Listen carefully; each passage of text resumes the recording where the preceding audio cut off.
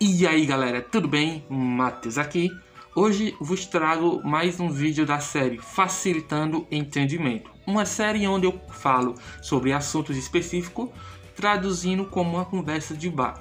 Então se você já gostou do tema, deixa seu like e vem comigo. Lembrando que esse vídeo foi um inscrito no canal que me pediu para explicar. Então vamos!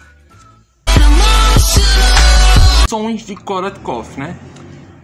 Para a gente entender o que seria sons de Korotkov, a gente temos que entender o seguinte: é o som que você vai ouvir quando você estiver aferindo a pressão, no momento que você estiver aferindo a pressão, tá ok?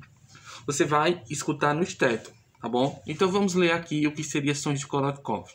Os sons de Korotkov, ou sons de Korotkov, são os sons ouvidos durante a aferição da pressão, através de meios não invasivos, ou seja, não vai invadir o corpo do paciente.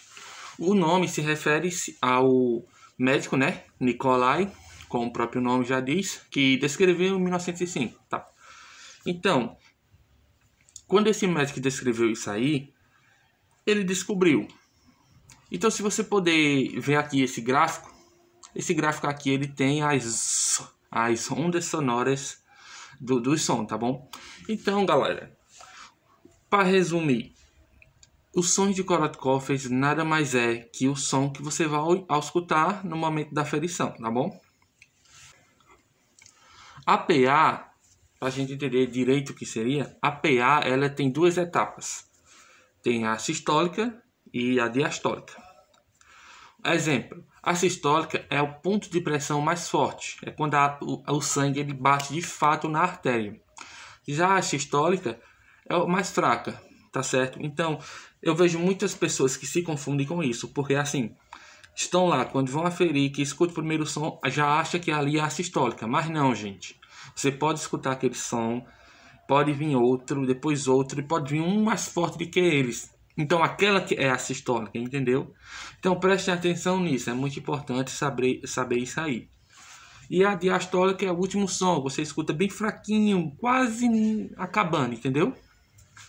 Então, vou fazer aqui uma demonstração na prática para a gente ouvir esse som. Uma coisa muito importante, gente, é que o manômetro ele tem que estar zerado. Vocês podem ver que está zerado aqui, ó. Porque se ele estiver um pouquinho acima, vai dar alteração, tá bom? Então, isso é uma coisa muito importante.